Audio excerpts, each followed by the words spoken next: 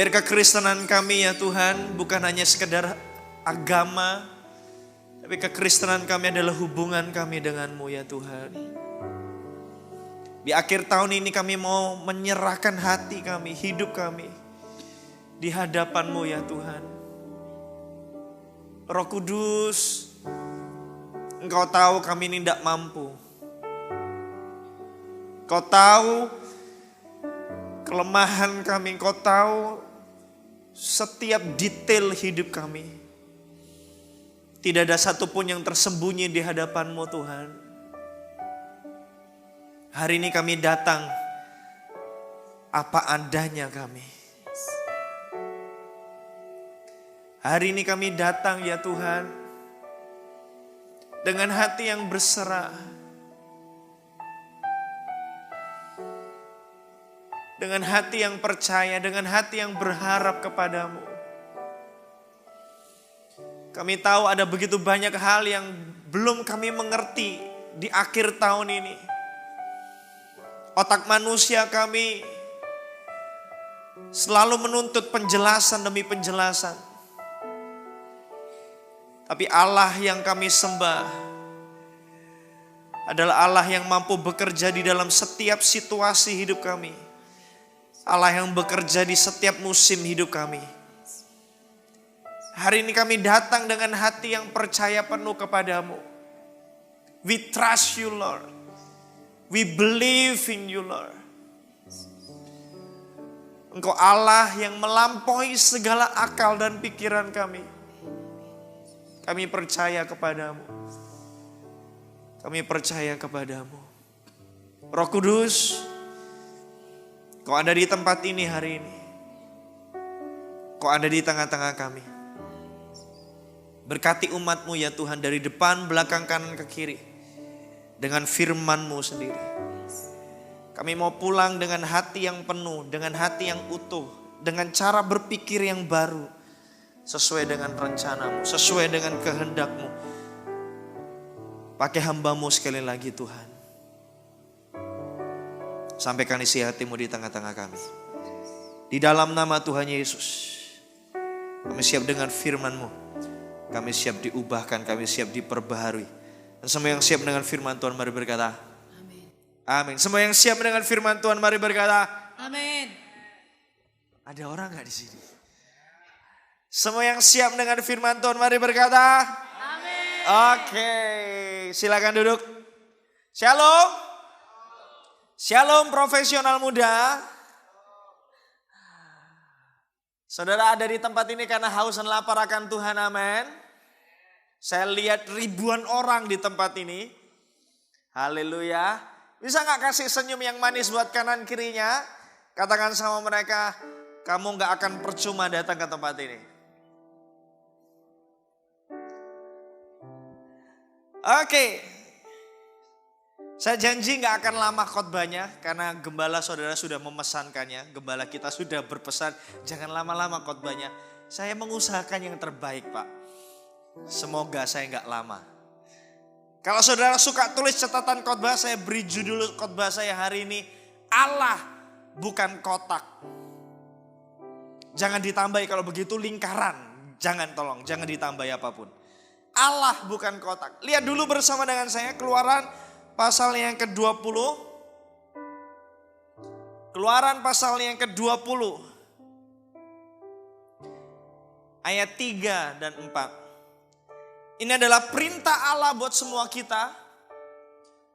Perintah termasuk salah satu dari 10 perintah yang diberikan Allah.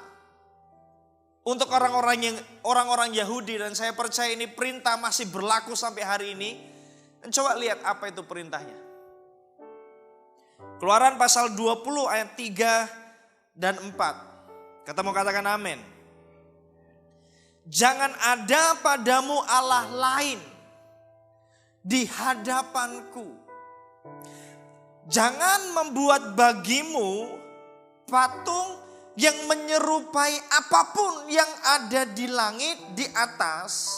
Atau yang ada di bawah, di bumi di bawah. Atau yang ada di dalam air di bawah bumi. Allah kasih perintah buat semua kita. Dan dia berfirman dengan tegas, dia berfirman, dia berkata, jangan ada padamu Allah lain di hadapanku.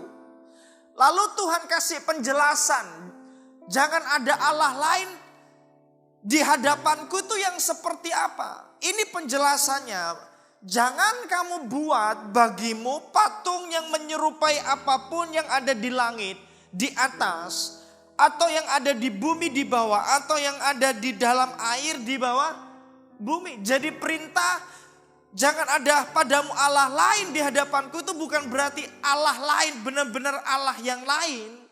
Tapi perintah ini juga termasuk kepada jangan sampai kamu menggambarkan Allah yang maha kuasa itu.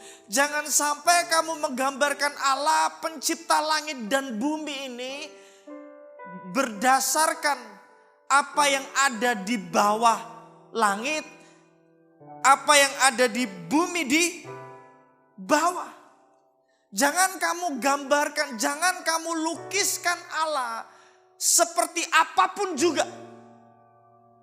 Perintah jangan ada padamu Allah lain itu dijelaskan lebih lanjut dengan kalimat yang lebih, kalau saya boleh parafrasekan kalimat itu, jangan kamu gambarkan Allah menurut pengertianmu sendiri. Setuju nggak? Jangan bandingkan, jangan gambarkan Allah menurut apapun juga yang ada di bumi ini. Menurut apapun juga yang pernah kamu tahu, menurut apapun juga yang pernah kamu lihat. Karena Allah bukan itu. Bisa nggak maksud saya? Jangan kamu lukiskan, jangan kamu buat patung. Karena Allahmu itu tidak bisa didefinisikan. Allahmu tidak bisa diformulakan. Allahmu itu ada sisi misterinya.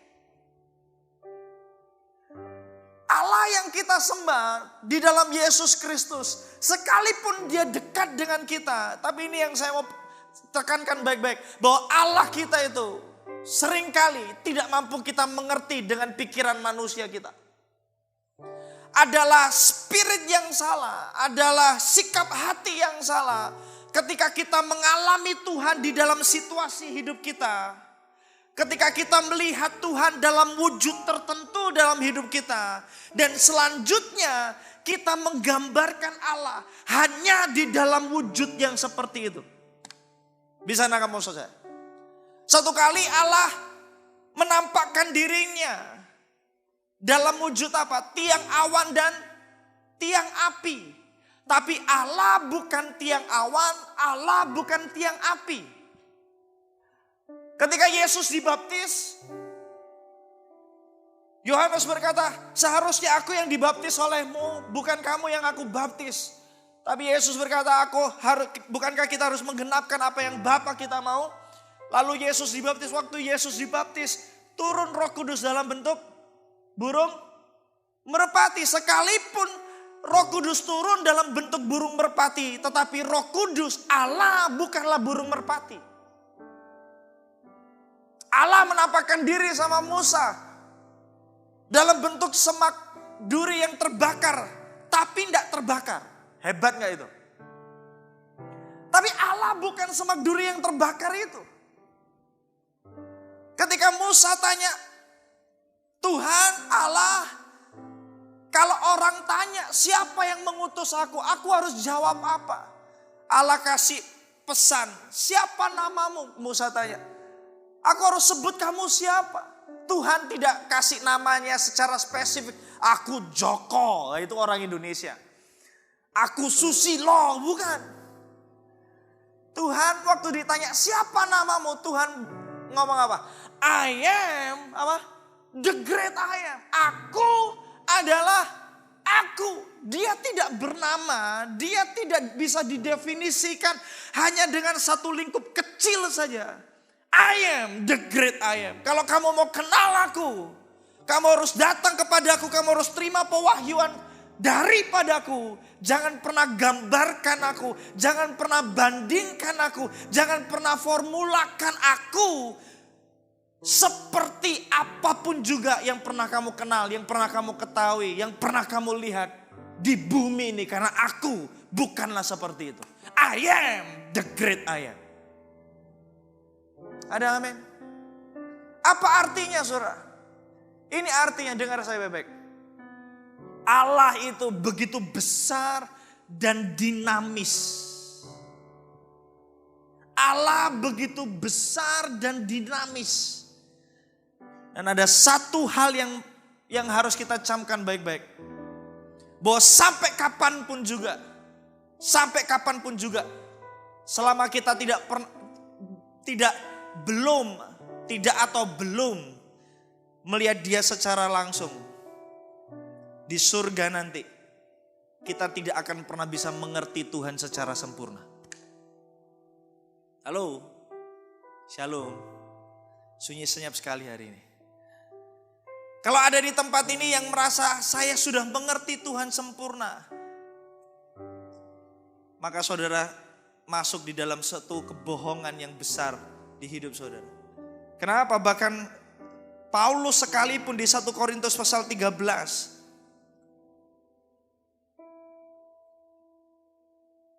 1 Korintus pasal 13 ayat 12. Atau saya gak usah diiringi keyboard, gak apa-apa ya. Saya takut yang saudara-saudara ini bisa tertidur lelap. Senang sih saya sebenarnya, tapi saya takut ditinggal sendirian. Bisa kasih tepuk tangan buat pemain keyboardnya. 1 Korintus pasal 13 ayat 12. Nah, ini suara saya lebih kelihatan menggelegar. Ketemu? 1 Korintus pasal 13 ayat 12. Karena sekarang kita melihat dalam cermin suatu gambaran yang samar-samar. Tetapi nanti kita akan melihat apa? Muka dengan muka. Perhatikan kata-kata Paulus ini. Sekarang aku hanya mengenal dengan tidak sempurna. Bisa bayangkan itu? Tetapi nanti aku akan mengenal dengan sempurna. Seperti aku sendiri dikenal. Ini yang ngomong ini Paulus loh saudara. Kalau pengenalan akan Tuhan itu bisa dibagi dalam dua area. Yang satu pengalaman, yang kedua adalah pengetahuan. Maka Paulus ini kedua-duanya komplit. Betul gak? Dia pernah ngalami Tuhan secara luar biasa. Bertemu dengan suaranya Tuhan Yesus secara audible. Ada orang yang ngomong bahwa Paulus pernah dibawa ke surga. Secara pengetahuan dia hebat sekali. Tapi dia berkata sampai hari ini aku belum kenal Tuhan secara sempurna. Belum, nanti aku akan kenal Tuhan secara sempurna. Allah kita itu seringkali adalah Allah yang misterius dalam tanda kutip. Benar kita bisa ngalami Tuhan di satu situasi dalam kehidupan kita. Tapi pengalaman itu tidak pernah menggambarkan Allah secara sempurna dan utuh. Ada amin? Jangan taruh Allah di dalam kotak kecil dan kita berkata, Tuhan itu seperti ini, dan ini. Tuhan itu aku sangat kenal dan aku sudah tahu setiap detail apa yang dia ketahui, apa yang dia mau. No. Tidak ada satu orang pun dari kita hari ini yang boleh bermegah dan kita berkata bahwa kita sudah mengenal Tuhan secara sempurna. Amin. Kalau ada hari ini yang saudara datang ke tempat ini dan saudara berkata, ada situasi yang aku alami dan aku mempertanyakan Tuhan dalam hidupku. Dengar saya baik-baik. Kalau saudara belum mengerti rencana Tuhan dalam hidupmu. Kalau saudara tidak mengerti Tuhan, belum bisa melihat Tuhan hari ini secara sempurna. Camkan ini baik-baik. Tuhan masih mau bekerja dalam hidup saudara. Amin.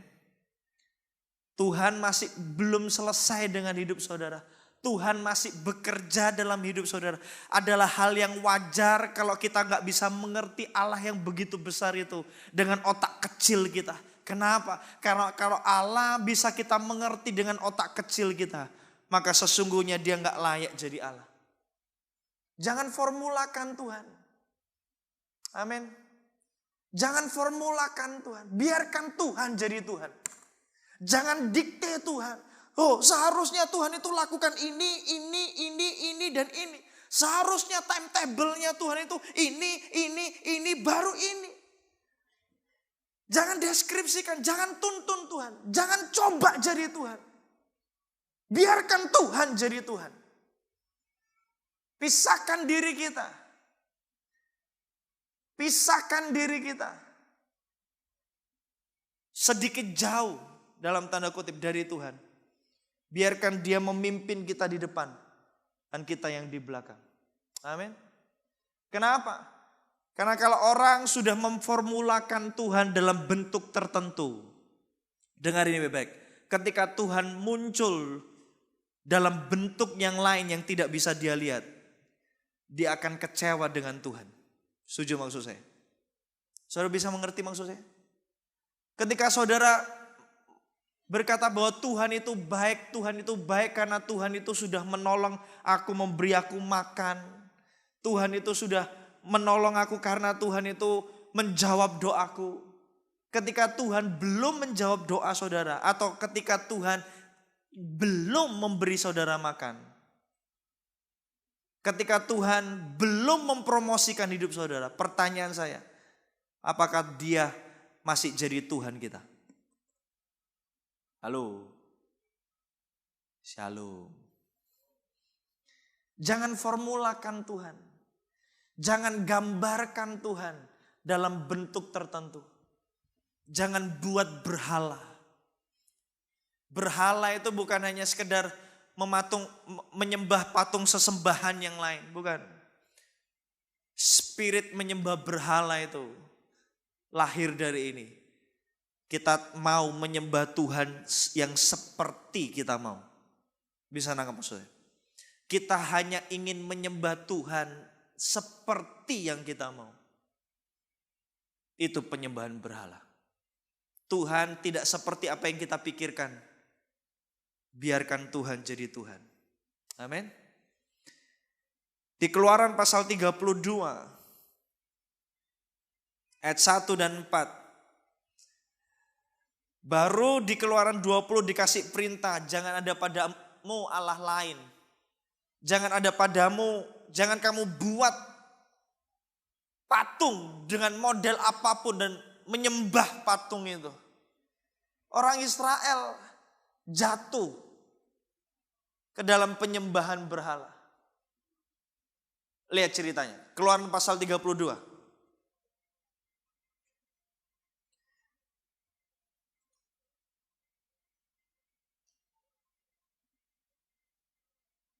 Ayat 1, ketemu? Ketika bangsa itu melihat bahwa Musa mengundur-ngundurkan turun dari gunung itu, maka berkumpullah mereka mengerumuni Harun dan berkata kepadanya, mari buatlah untuk kami Allah yang akan berjalan di depan kami, sebab Musa ini orang yang telah memimpin kami keluar dari tanah Mesir. Kami tidak tahu apa yang telah terjadi dengan dia. Lalu berkatalah Harun kepada mereka, tanggalkanlah anting-anting emas yang ada pada telinga istrimu, anakmu laki-laki dan perempuan, dan bawalah semuanya kepadaku. Lalu seluruh bangsa itu menanggalkan anting-anting emas yang ada pada telinga mereka dan membawanya kepada Harun. Diterimanya itu dari tangan mereka, dibentuknya dengan pahat, dan dibuatnya daripadanya anak lembu tuangan. Kemudian berkatalah mereka, hai Israel, perhatikan, inilah Allahmu yang telah menuntun engkau keluar dari tanah Mesir. Saudara, bayangkan kalau saudara adalah orang Israel. Saudara melihat perbuatan Tuhan yang ajaib dari tulah pertama sampai tulah yang terakhir. Perkenanan Tuhan, setiap detail perkenanan Tuhan.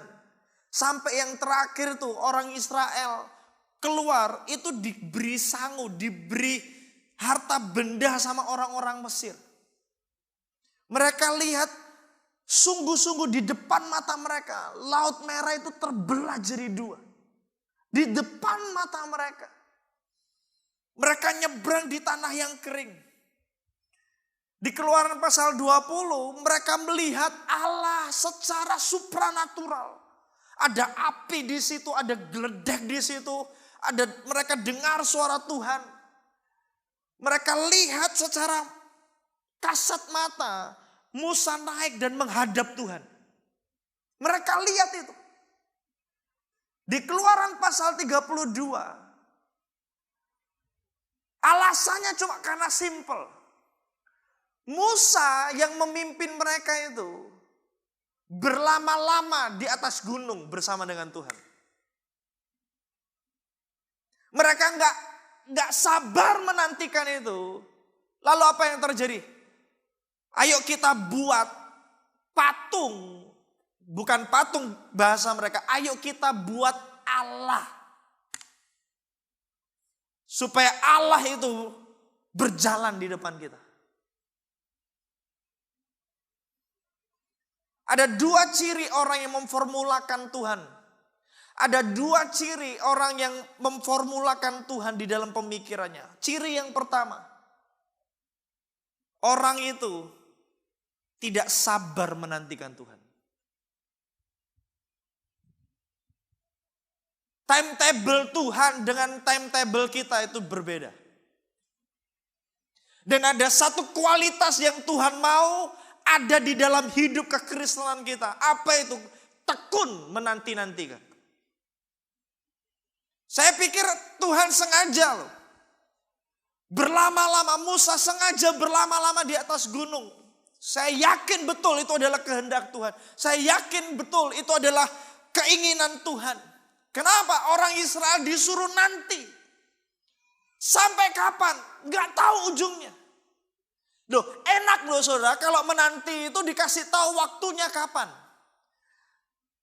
Tapi 20 tahun perjalanan iman saya bersama dengan Tuhan, saya mau beritahu ketika Tuhan suruh kita menanti, Tuhan tidak kasih tahu kapan kita berakhir menanti. Tuhan, timetable-nya Tuhan itu enggak seperti yang kita tahu. Saya tahu menunggu 2 jam itu enggak gampang, tapi masih lebih gampang daripada disuruh menunggu tapi tidak diberi penjelasan. Setuju para laki-laki? Kalau kita disuruh lagi PDKT sama orang dan cewek itu agak sedikit jual mahal gitu kan. Tunggu ya, sampai kapan? Enggak tahu sampai kapan. Itu menunjukkan kemurnian kita. Perlu dicoba ini para wanita. Saya kasih tips, laki-laki itu baru terbongkar aslinya itu waktu dia disuruh menunggu. Jangan disuruh tunggu 2 minggu, terlalu sebentar. Suruh tunggu dan jangan kasih tahu kapan dia harus menunggu dan menanti. Di situ imannya teruji. Apakah dia cintanya murni dan tulus buat kita? Kok buat kita? Buat Anda, bukan buat saya. Halo, suami-suami kalau disuruh nunggu wanita atau istrinya make up, lama itu. Untung istri saya make upnya nggak lama. Kalau disuruh tunggu make up lama, saya mau beritahu masih lebih mudah. Kenapa? Saudara tahu ini akan ada akhirnya. Dan akhirnya itu nggak mungkin besoknya. Nggak ada orang make up itu besok baru selesai. Nggak ada itu. Itu lapisan, berapa lapis? Ratusan gitu mungkin ya.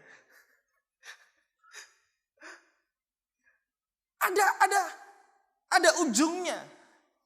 Kalau saudara nunggu teman dan saudara WA, bro di mana? OTW. Kata OTW itu saudara berjuta maknanya. OTW dari kasur, turun dari kasur. OTW baru naik mobil. OTW itu berjuta maknanya. Tapi percayalah OTW-nya itu masih ada ujungnya. Maksimal nggak sampai besok. Betul nggak? Sekalipun lama tapi saudara masih sabar menunggu. Tapi kalau disuruh nunggu dan tidak ada kejelasan kapan selesainya. Di situ iman kita diuji. Di situ ketekunan kita diuji. Dan orang Israel hari itu berkumpul di bawah. Musa lagi enak, lagi ngalami Tuhan di atas. Mereka menunggu di bawah. Dan tidak dikasih penjelasan sama Musa kapan akan selesai. Mereka pokoknya disuruh nunggu. Dan akhirnya mereka nggak tahan. Mereka akhirnya, kenapa? Karena hati mereka tidak sungguh-sungguh menyembah kepada Tuhan. Mereka mendeskripsikan Tuhan, mereka memformulakan Tuhan, mereka memasukkan Allah di dalam kotak. Tuhan itu harus seperti ini, seperti ini, seperti ini, dan seperti ini. Kalau Tuhan tidak seperti ini, maka kita akan buat Tuhan yang lain. Yang akan memimpin kita. Karena Tuhan tidak menyertai kita. Dalam hidup kekristenan kita, ketika Tuhan berjanji dalam hidup kita, seringkali Tuhan tidak kasih kapan waktunya akan digenapi janji itu. Setuju? Halo? Siapa yang di tempat ini yang punya janji Tuhan dalam hidupnya? Tinggi-tinggi. Siapa yang merasa belum digenapi janji itu? Angkat tangan tinggi-tinggi. Saya mau beritahu, saya nggak tahu waktunya kapan. Saya nggak tahu waktunya kapan janji itu akan digenapi. Ini yang saya tahu. Janjinya pasti digenapi. Kapannya saya nggak tahu. Biarkan dia jadi Tuhan. Nantikan waktunya dengan sabar. Karena Tuhan adalah Tuhan yang menggenapi janjinya. Amin. Amin. Ibrani pasal yang ke-6.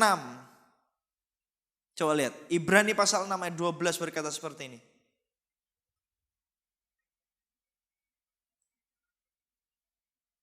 Ayat 12.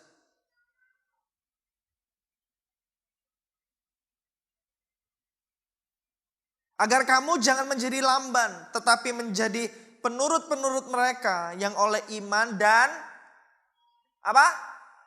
Kesabaran. Garis bawahi kata itu. Mendapat bagian dalam apa yang dijanjikan Allah. Tahukah saudara, untuk menerima apa yang dijanjikan Tuhan itu tidak hanya sekedar butuh iman. Apa itu iman? Iman itu percaya bahwa Tuhan akan menggenapi janjinya. Bahwa Tuhan akan melakukan apa yang dia janjikan. Tapi iman saja nggak cukup. Kenapa? Kalau waktu kita beriman dan iman kita tidak ditambahi dengan yang namanya kesabaran, maka janji Tuhan itu tidak akan pernah bisa kita dapatkan. Kenapa? Karena janji Tuhan itu waktunya tidak persis seperti yang kita pikirkan. Ada amin. Dan ayat 15 berkata seperti ini. Abraham, ayat 15.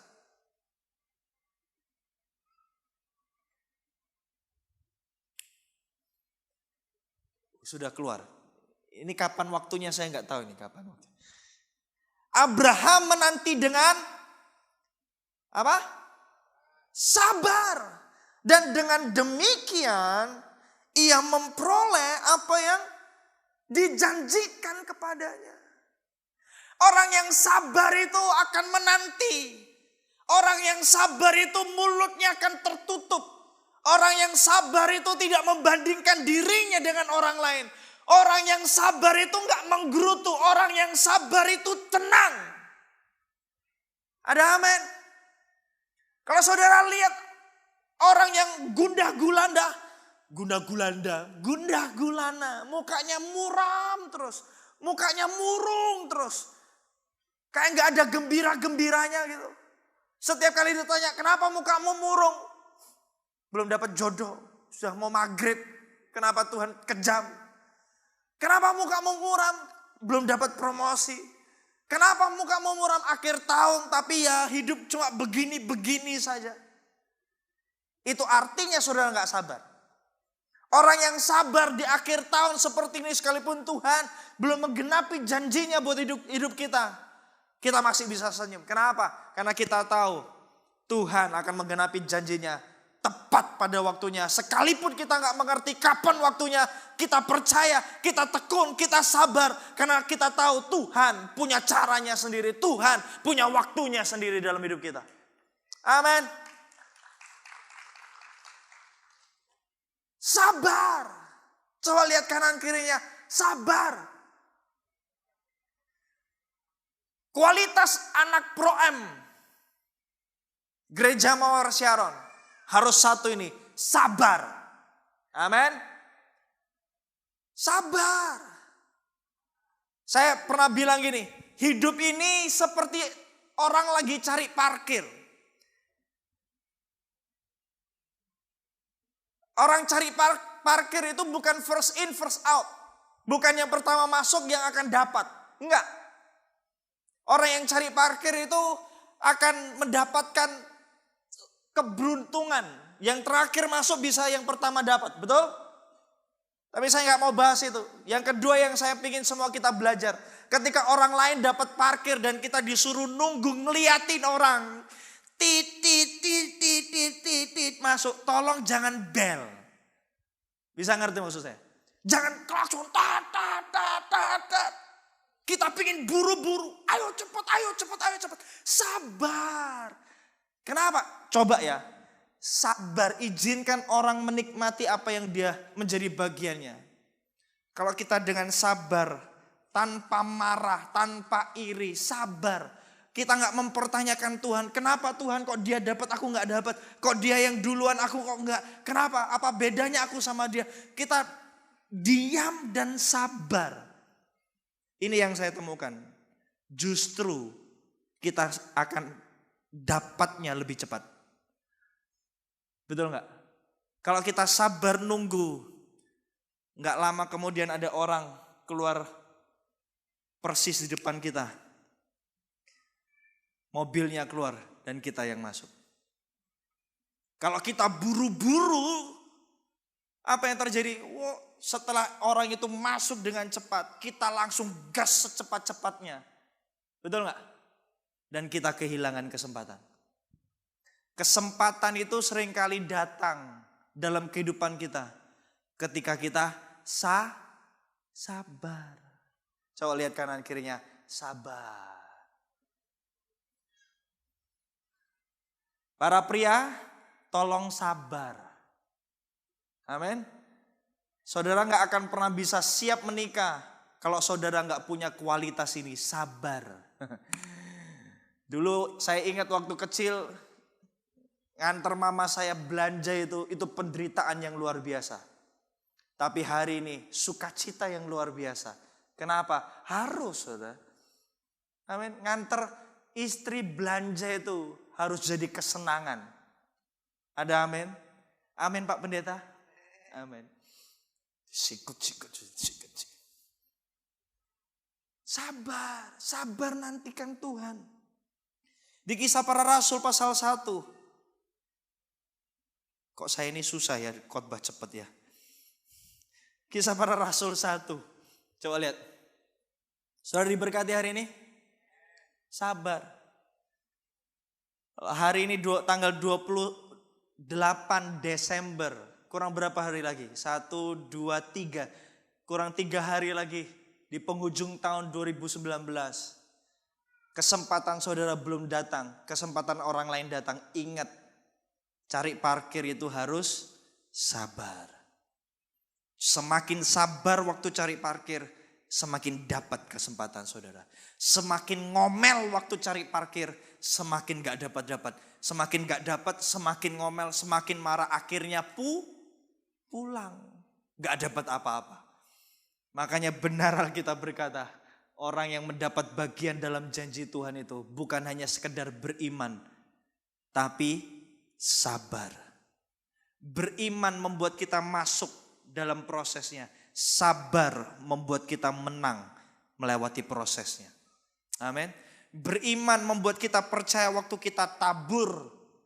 Beriman membuat kita menabur dan percaya apa yang kita tabur akan kita tuai. Tapi sabar itu nunggui benih itu tumbuh. Sampai waktunya tiba kita akan menuainya. Dan kita tidak meninggalkan apa yang kita tabur. Amin. Sabar. Kisah Para Rasul pasal 1. Coba lihat ayat 1. Langsung aja deh ayat 4. Pada suatu hari ketika ia makan, ia di sini siapa? Halo? Ia di sini siapa? Tuhan Yesus. Makan bersama-sama dengan mereka. Ia melarang mereka meninggalkan apa? Yerusalem dan menyuruh mereka tinggal di situ menantikan janji Bapa yang demikian katanya, telah kamu dengar daripadaku, sebab Yohanes membaptis dengan air, tetapi tidak lama lagi kamu akan dibaptis dengan Roh Kudus. Coba, apakah ada dikasih perintah, kamu akan harus menanti berapa lama? Halo? Enggak dikasih perintah kamu menanti 40 hari ya, enggak. Kamu menanti 20 hari ya, kamu menanti 1 minggu ya, enggak. Tuhan cuma kasih perintah, nantikan Roh Kudus itu sampai Roh Kudus datang. Ayat 6. Ayat 6, coba lihat. Maka bertanyalah mereka yang berkumpul di situ. Tuhan, maukah engkau pada masa ini memulihkan kerajaan bagi Israel? Tuhan, maukah engkau pada masa ini, sekarang ini, saat-saat ini memulihkan kerajaan bagi Israel? Ayat 7. Kalau ditanya mau atau tidak mau, jawab, kalau ditanya maukah, itu jawabnya mau atau tidak mau, gitu kan? Tapi Tuhan jawab apa? Ayat 7. Engkau tidak perlu mengetahui masa dan apa? Waktu. Garis bawahi kata itu. Engkau gak perlu tahu masa dan waktu yang ditetapkan Bapa sendiri menurut kuasanya. Kau gak perlu tahu itu. Yang perlu kamu tahu ayat 8 berkata ini, tetapi kamu akan menerima kuasa kalau Roh Kudus turun ke atas kamu, dan kamu akan menjadi saksiku di Yerusalem dan di seluruh Yudea dan Samaria dan sampai ke ujung bumi. Tuhan menjanjikan akan memulihkan kerajaan. Tapi ketika orang murid-muridnya bertanya, Tuhan maukah engkau memulihkan? Yesus menjawab, engkau gak perlu tahu masa dan waktunya kapan aku akan memulihkan itu. Tapi ini saja yang perlu kamu tahu. Kamu akan menerima kuasa kalau Roh Kudus turun ke atas kamu. Cukup itu. Nantikan Roh Kudus itu. Engkau gak perlu tahu kapan waktunya. Yang perlu kamu tahu, kamu perlu Roh Kudus dan kamu harus menantikan Roh Kudus. Waktunya kapan kamu gak perlu tahu. Nantikan dia sampai Roh Kudus turun ke atas kamu. Nantikan janji itu sampai janji itu digenapi. Kapan waktunya? Bukan urusan kita. Kapan waktunya? Bukan hak kita untuk tahu. Itu haknya Tuhan. Dan kalau Tuhan tidak ingin memberitahu kita, kita harus percaya kepadanya. Bagian kita adalah percaya dan sabar. Ada amin. Ada amin. Sabar. Sampai kapan? Sampai Roh Kudus turun. Dan hari itu orang murid-muridnya 120 orang berkumpul. Mereka menanti-nantikan Tuhan. Mereka menanti-nantikan Roh Kudus. Hari pertama, hari kedua, hari ketiga. Sampai waktunya tiba. Hari Pentakosta itu datang. Roh Kudus turun dalam rupa lidah-lidah api. Dan mereka tahu, this is your time. Amin. Nantikan dia, sabar. Orang yang memformulakan Tuhan tidak sabar menantikan Tuhan. Orang yang tidak menanti janji Tuhan, tidak sabar menanti janji Tuhan, tidak akan pernah dapat bagian di dalam janji itu. Amin. Yang kedua, yang terakhir Pak. Yang pertama, orang yang tidak sabar adalah orang yang memformulakan Tuhan. Yang kedua, tidak mengikuti caranya. Yosua pasal 3 ayat 4. Ketika orang Israel mau masuk ke tanah perjanjian, orang Israel mau masuk ke tanah Kanaan. Ini yang diperintahkan Tuhan untuk Yosua. Ayat 4 berkata seperti ini. Hanya antara kamu dan tabut itu harus ada apa? Jarak kira-kira 2000 hasta. Janganlah mendekatinya. Apa alasannya Yosua dikasih perintah sama Tuhan, jangan kamu dekati tabut itu. Harus ada jarak. Ini alasannya. Maksudnya supaya kamu mengetahui jalan yang harus kamu tempuh. Sebab jalan itu belum pernah kamu lalui apa? Dahulu. Boleh gak saya kasih contoh? Pak Johan bisa maju ke depan sebentar. Kalau maksudnya adalah memimpin, kenapa harus ada jarak? Anda adalah tabut perjanjian Tuhan. Silakan berdiri depan saya. Ini misal ya, tabut perjanjian Tuhan bukan gini bentuknya. Hadap sana. Tuhan berkata, kalau kamu mau masuk ke tanah perjanjian itu, izinkan tabut itu memimpin kamu di depan. Dan pastikan jaraknya adalah 2000 hasta. Satu hasta itu 45 cm. 2000 hitung sendiri. Maksudnya adalah supaya tabut itu memimpin kamu. Ini agak gak masuk akal buat saya. Kenapa kalau tujuannya adalah tabut itu memimpin saya, kenapa harus ada jarak? Bukankah lebih baik Yosua, kamu harus berdampingan dengan tabut itu? Betul nggak? Halo?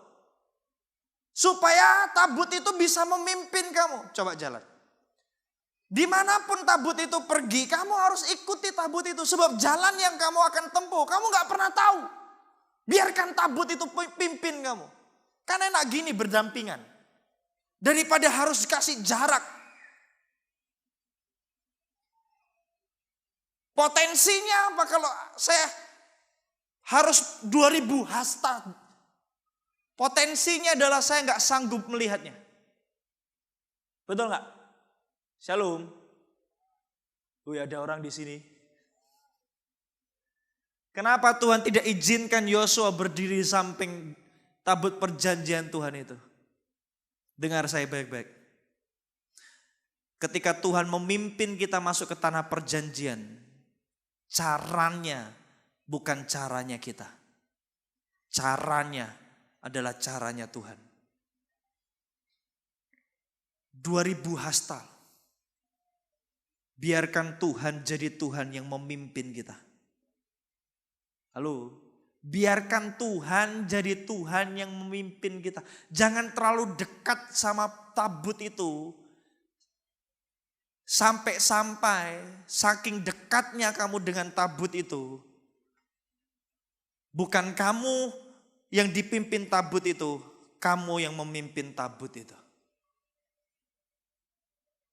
Bisa nangkap maksudnya? Tuhan beri standar jarak kepada orang Israel hari itu. Supaya orang Israel tahu betul siapa yang memimpin siapa.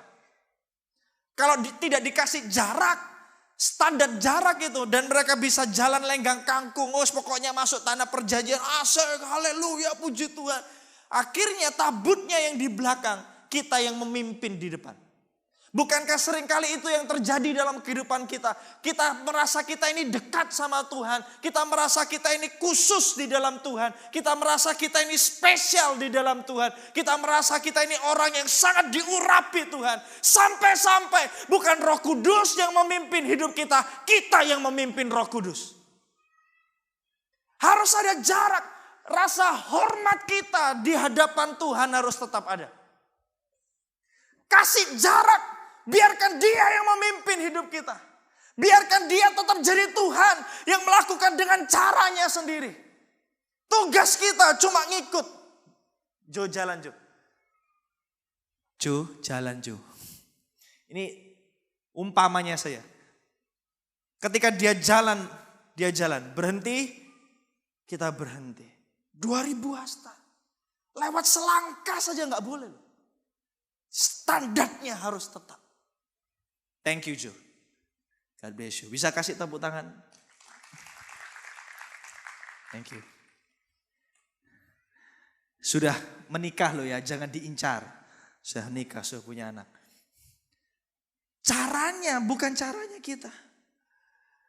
Banyak orang merasa berkata seperti, kalau asal tujuanku baik, caranya suka-sukaku. No. Saya masih ingat hari itu ketika awal-awal kekristenan saya sangat mengagumi Smith Wigglesworth. Tahu nggak Smith Wigglesworth? Rasul iman, dia disebut sebagai rasul iman. Kenapa? Karena imannya luar biasa.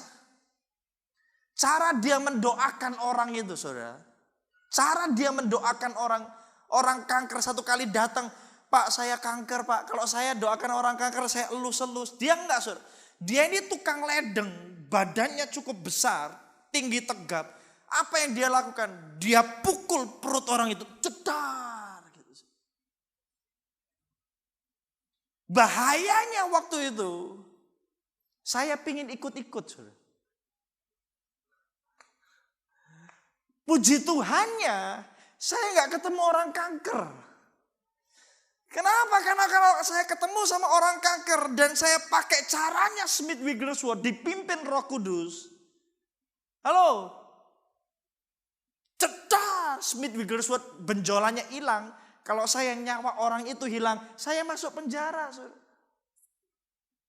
Bisa nangkap maksud saya? Dan terlihat betul ada banyak kasus orang meniru cara Roh Kudus menuntun hidup seseorang. Diikuti metodenya. Dan mereka tidak mendapatkan hasilnya. Kenapa? Karena janji Tuhan itu. Pekerjaan Roh Kudus itu. Bukan ketika kita meniru metode orang lain dipakai Tuhan. Tapi ketika kita taat. Mendengar Roh Kudus dan mengikuti caranya. Amin. Biarkan dia yang memimpin hidup kita. Kalau saudara punya janji Tuhan, jangan pakai cara saudara sendiri, pakai caranya Tuhan. Jangan pernah bantu Tuhan untuk menggenapi janjinya. Abraham pernah jatuh di dalam area ini. Ketika Tuhan berjanji dia akan punya anak. Dan dia belum punya anak, apa yang dilakukan? Si Sarah datang sama Abraham. Abraham, kamu belum punya anak, kamu sudah mau tua, kamu sudah mau mati. Ini hambaku Hagar, hampiri dia. Siapa tahu Tuhan lupa. Ayo kita bantu Tuhan. Abraham hampiri Hagar, Ismail lahir. Sekalipun Ismail tetap diberkati sama Tuhan. Tapi Ismail tidak seharusnya ada dalam kehidupan Abraham. Kalau Abraham mau mengikuti Tuhan dengan caranya Tuhan. Ada amin? Tuhan itu Tuhan yang mampu mengubah masalah kita, kesalahan kita jadi kebaikan. Tapi bukan berarti tidak ada konsekuensi. Ketika hidup kita berusaha bantu Tuhan, kita jatuh di dalam kesalahan, saya mau beritahu, kita akan terima konsekuensi yang tidak seharusnya kita terima. Suatu hari nanti Abraham harus usir anaknya Ismail. Dan hari itu Tuhan seolah-olah mengizinkannya. Itu gak gampang loh saudara. Gak gampang. Abraham harus menerima pil pahitnya itu. Karena dia berusaha bantu Tuhan. Jangan berusaha bantu Tuhan. Kalau saudara ingin diberkati Tuhan, tolong pakai cara yang baik. Amin. Shalom. Jangan curi. Kalau saudara mau dipromosikan, tolong jangan jilat-jilat bos saudara. Itu bukan caranya Tuhan. Ada amin? Kalau saudara pengusaha dan saudara ingin untung, tolong pakai caranya Tuhan, pakai standarnya Tuhan. Jangan pakai standar saudara sendiri. Sekalipun Tuhan bisa mengampuni, saudara akan terima konsekuensinya. Percaya saya. Dan konsekuensinya datang, itu pil pahit buat hidup kita. Setialah kepada Tuhan, sekalipun kelihatannya rugi buat kita. Setialah mengikuti caranya Tuhan, sekalipun kelihatannya caranya itu tidak mengenakan. Setialah mengikuti Tuhan, sekalipun ketika kita ikut Tuhan, ternyata Tuhan membawa kita di lembah kekelaman. Biarkan dia jadi gembala kita. Jangan ikuti dia waktu dia memimpin kita di padang yang berumput hijau. Ikuti dia ketika dia memimpin kita bahkan di lembah kekelaman sekalipun. Setia kepada Tuhan sekalipun itu rugi buat kita. Amin. Buat standar dalam hidup kita. Akhir tahun ini saya berdoa semua kita punya standar. Kita mau hidup, kita mau masuk ke tanah perjanjian Tuhan dengan waktu dan caranya Tuhan. Bukan waktunya kita, bukan caranya kita mau ikut waktu dan caranya Tuhan. Mazmur 23 berkata, Engkau Tuhan adalah gembalaku yang baik, tak akan kekurangan aku. Pertanyaan 2019 hari ini, apakah dia adalah gembala kita? Tahu gak bedanya gembala dan tukang angon? Tahu tukang angon? Tukang angon itu orang yang menggembalakan bebek tuh. Yang di belakang itu, tahu? Mazmur 23 itu bukan Tuhan adalah tukang angonku. Mazmur 23 itu Tuhan adalah gembalaku. Apa yang membedakan gembala sama tukang angon? Gembala berdiri di depan, domba-dombanya di belakang dan mengikuti gembalanya. Tukang angon itu bebeknya di depan. Ke kanan, kalau ke kanan salah dipukul-pukul balik. Ke kiri salah dipukul-pukul balik. Bebeknya yang di depan. Tukang angonnya yang di belakang. Pantas hidup kita kekurangan. Kenapa? Karena Tuhan itu buat kita itu cuma sekedar orang yang meluruskan jalan kita, bukan yang menuntun hidup kita. Jangan jadikan Tuhan sebagai Tuhan yang meluruskan jalan kita. Kenapa? Sakit. Izinkan Tuhan menuntun hidup kita. Kualitas kekristenan kita harus naik. Dulu mungkin Tuhan jadi Tuhan yang meluruskan jalan kita. Tapi hari ini biarkan Dia yang menuntun kita. Caranya kita berdiri 2000 hasta di belakang. Dan kita berkata, let your will be done in my life. Tuntun aku, pimpin aku. Apa yang kau mau, itu yang aku mau. Apa yang kau inginkan, itu yang aku inginkan. Caramu adalah caraku. Amin. Tim musik bisa maju ke depan. Dan saya mau tutup di Kisah Para Rasul pasal 20 ayat 22.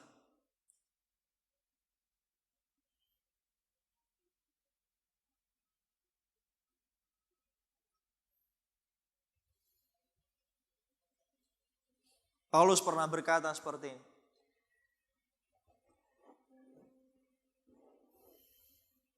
Tetapi sekarang, sebagai apa? Tawanan roh, aku pergi ke Yerusalem. Dan aku tidak tahu apa yang akan terjadi atas diriku di situ. Selain daripada yang dinyatakan Roh Kudus dari kota ke kota kepadaku. Bahwa penjara dan sengsara apa? Menunggu aku. Paulus berkata bahwa aku ini tawanan roh. Aku akan pergi ke Yerusalem karena aku tahu Roh Kudus menuntun aku ke situ. Bukan hal yang enak, bukan hal yang nyaman. Aku ke Yerusalem bukan akan disambut dengan voucher hotel bintang 5. Aku ke Yerusalem bukan akan disambut dengan baik, didampingi sama orang yang terus memenuhi kebutuhanku. Aku ke Yerusalem dan aku tidak tahu apa yang akan terjadi atas diriku di situ. Kecuali satu ini. Bahwa penjara dan sengsara menunggu aku. Saya percaya Tuhan itu Tuhan yang memberkati kita. Saya percaya Tuhan itu Tuhan yang mempromosikan hidup kita. Saya percaya Tuhan itu adalah Tuhan yang menjawab doa kita. Saya percaya Tuhan itu adalah Bapa yang baik buat hidup kita, yang selalu ingin yang terbaik buat hidup kita. Tapi hari ini kita disodorkan dengan satu fakta, satu kebenaran. Bahwa Tuhan yang kita sembah pernah menuntun Paulus. Bukan di dalam kenyamanan. Bukan di dalam berkat yang mengenakan. Paulus dituntun ke Yerusalem untuk satu tujuan. Sengsara dan penjara akan jadi bagian hidupnya hari itu. Dan Paulus berserah. Paulus tahu ini caramu Tuhan. Aku akan ikut. Aku akan tunduk. Aku akan jaga jarak dan aku gak akan lari. Kalau kau memimpin aku, kalau tabut perjanjian Tuhan itu harus pergi ke Yerusalem. Dan aku tidak tahu apa yang akan terjadi atasku di Yerusalem. Aku cuma mau taat dan mengikuti caramu. Sekalipun sengsara dan penjara akan jadi bagian hidupku. Kalau 2019 mental kita mulai dengan mental Tuhan berkati aku. Tuhan genapi janjimu.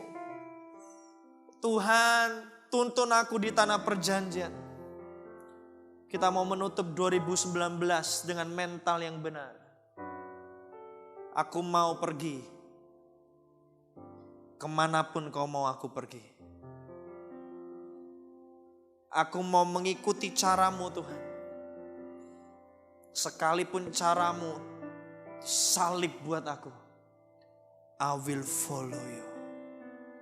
Dan aku percaya Engkau akan menuntun kepada kehidupan dan bukan kematian.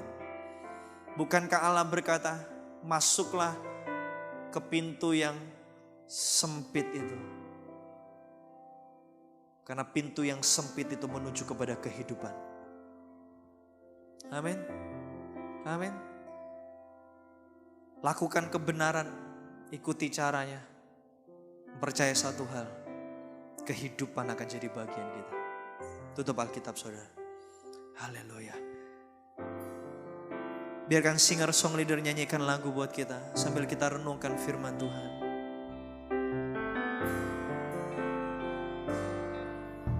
Saat ku tak melihat jalanmu, saat ku tak mengerti rencanamu,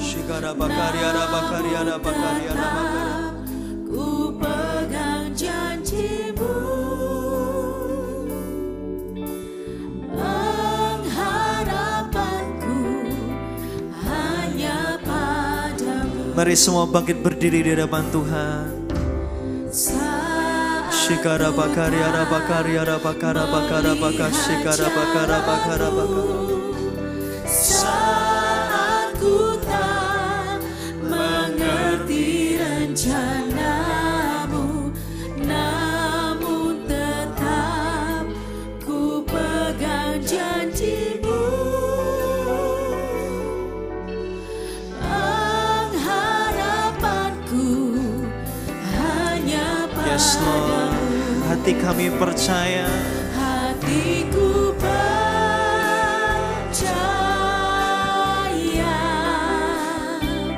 hatiku percaya,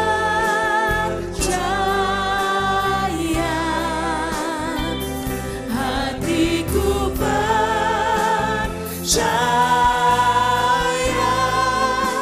selalu ku percaya.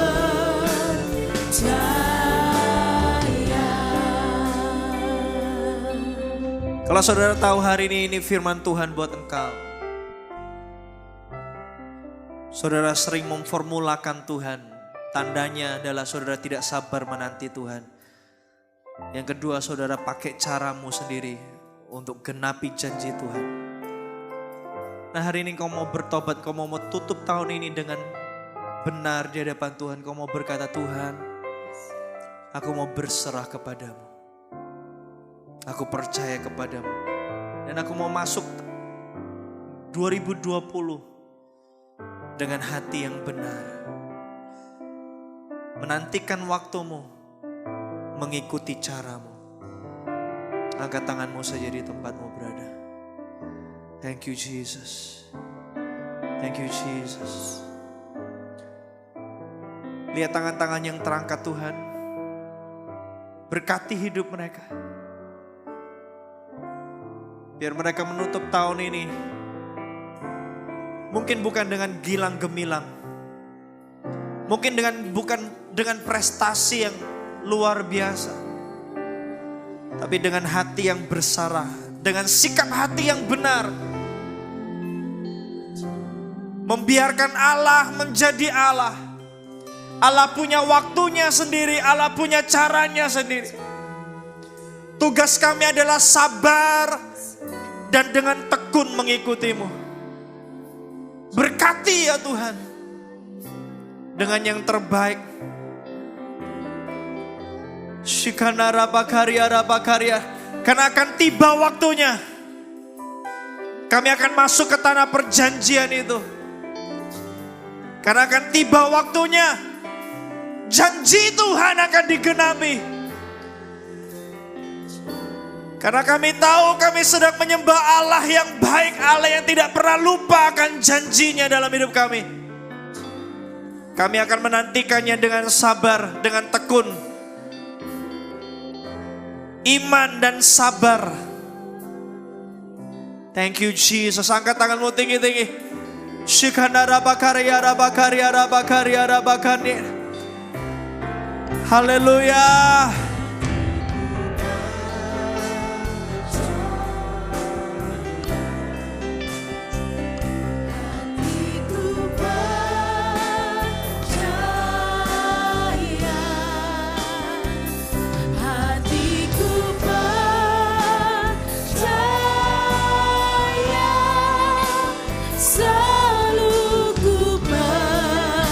Tuhan, mari sembah Tuhan sama-sama, angkat kedua tangan kita, naikkan pujian ini sama-sama. Amin. Hatiku percaya,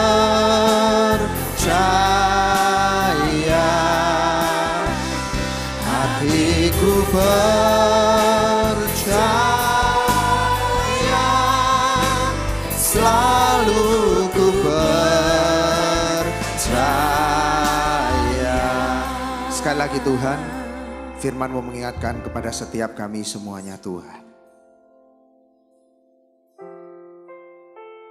Biar setiap kami tidak pernah membatasi siapa diri-Mu di dalam kehidupan setiap kami Tuhan.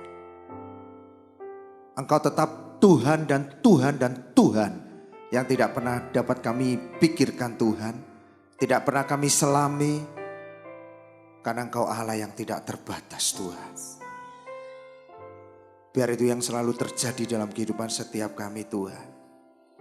Oleh karena itu kami selalu kagum akan Engkau Tuhan.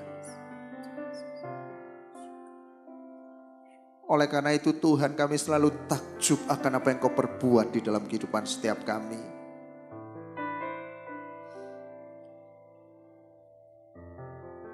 Biar di akhir tahun ibadah Pro M yang terakhir 2019, di tahun 2019 ini Tuhan,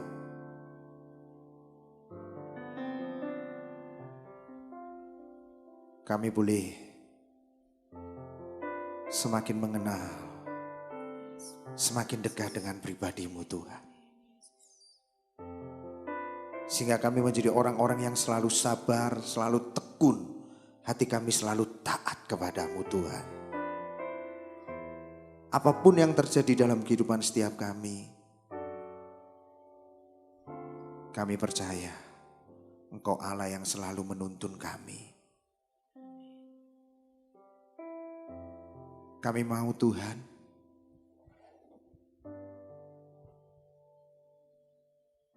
ketika kami sampai kepada kemenangan, bukan dengan cara kami, bukan dengan cara manusia, tetapi cara tangan Allah yang selalu menuntun setiap kami.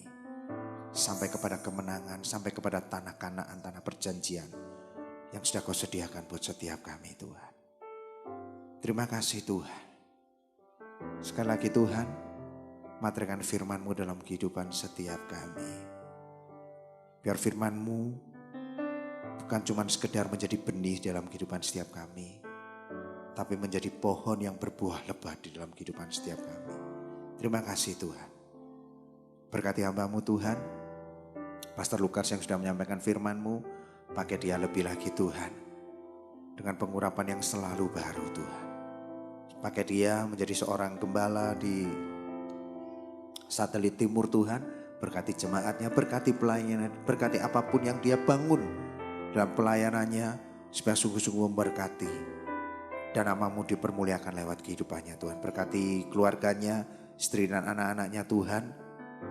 Biar sungguh-sungguh pribadi-Mu semakin nyata Tuhan atas keluarga ini Tuhan. Terima kasih Tuhan, terima kasih Allah. Bersyukur Tuhan buat malam hari ini. Mari jemaat Pro M angkat kedua tangan-Mu.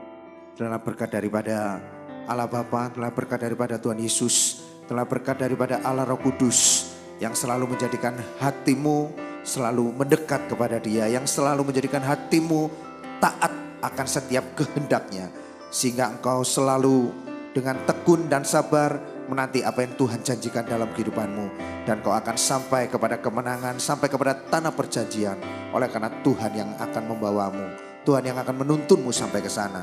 Terimalah segala berkat ini di dalam nama Tuhan Yesus Kristus. Semua yang percaya sama-sama katakan amin. Selamat malam, Tuhan Yesus memberkati.